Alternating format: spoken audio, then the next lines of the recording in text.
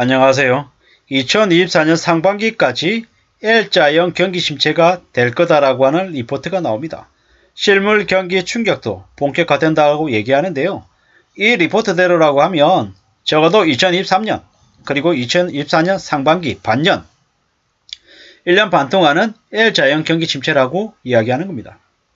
우리가 통상적으로 언론의 뉴스가 3년 뒤, 5년 뒤를 이야기 못한다라고 미로 짐작해볼 때 저 경기 침체가 일단 2024년까지는 사실상 경기가 매우 안 좋을 거다라고 전망하는 걸로 보면 맞을 것 같습니다. 우리가 잘 알고 있다시피 지금 현재 무역수지 적자는 8개월, 9개월째죠.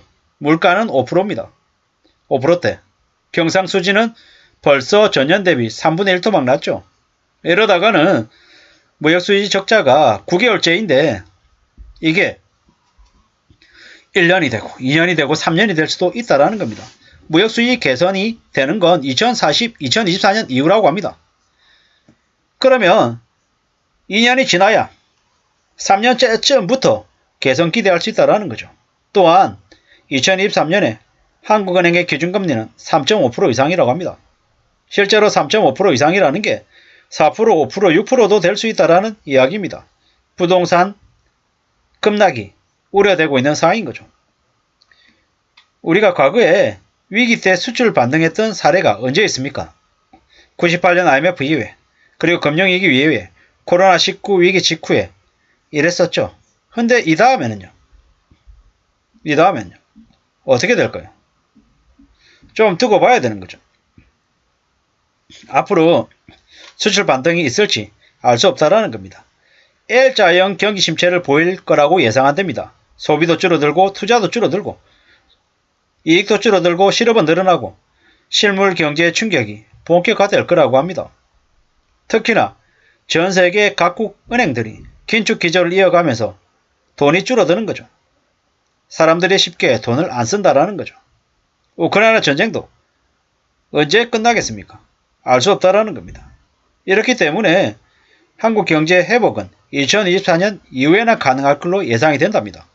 시간이 지나면 인플레이션 상황은 개선되겠지만 고물가 상황도 금세 바뀌지 않는다라는 겁니다. 한국 경제 성장률도 2023년에 1%대라고 전망합니다. 1% 중반을 얘기하고 있죠. 이게 금방 나아지지 않는다라는 겁니다. 2023년에도 한국은행은 8차례의 금리회의 동안 한 번도 빠뜨리지 않고 인상할 가능성이 큽니다. 왜냐? 안 올리면 언제 어떻게 물가가 더 폭등할지 모르는 거죠. 이미 한국은행이 2022년에 금리를 너무 적게 올린 탓에 물가가 안 잡히고 있는 게 지금의 상황입니다. 게다가 기준금리를 안 올린다고 코픽스가 안 올라가나요? 한국은행의 기준금리는 3.25, 코픽스는 4.34입니다. 미국의 기준금리는 4.5%고요.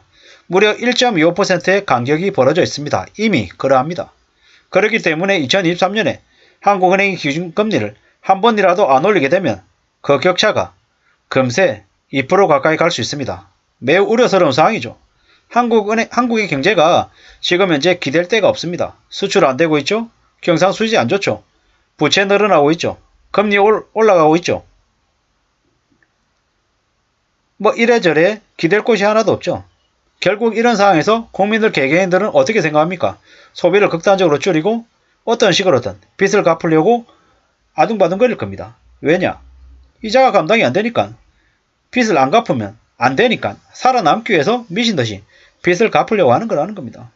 근데 우리가 잘 알고 있다시피 가계부채가 1870조입니다. 1900조에 육박하죠. 5년 전에 1000조 가까이 됐을 때도 1000조, 1100조 일 때도 가계부채가 심각하다 그랬는데 지금은 무려 1900조 가깝습니다. 이러다가 대한민국에 있는 국민 500만 명, 600만 명이 죽어나가도 하나도 이상하지 않을 정도라는 겁니다. 너무 심각할 정도로 빚이 커져 있습니다. 이렇게 위험하고 충격적인 일들이 지금 계속 지속되고 있는데 어떻게 해야 될까요?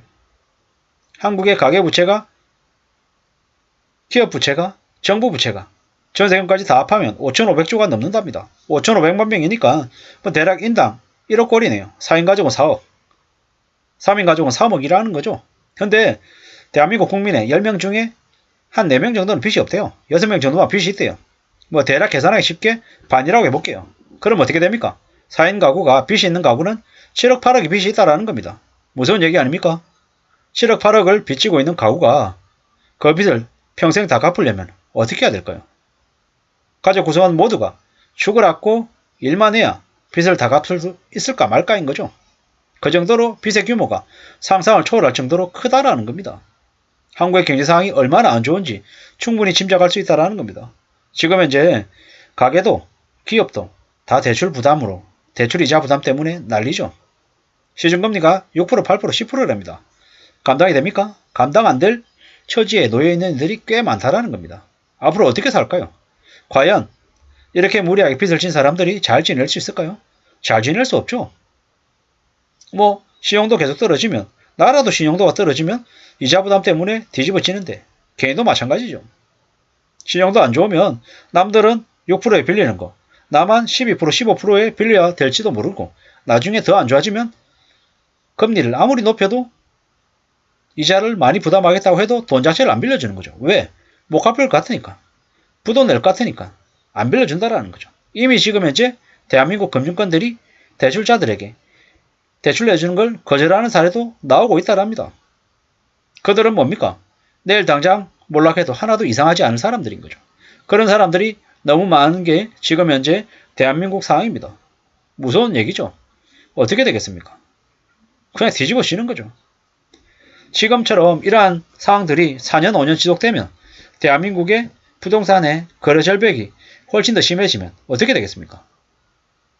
정부는 지방정부대로 세수 확보가 어려워지고 사람들은 더 가난해지고 소비를 극단적으로 줄이면 그냥 이제 나라 전체가 경쟁력을 잃어가는 거죠.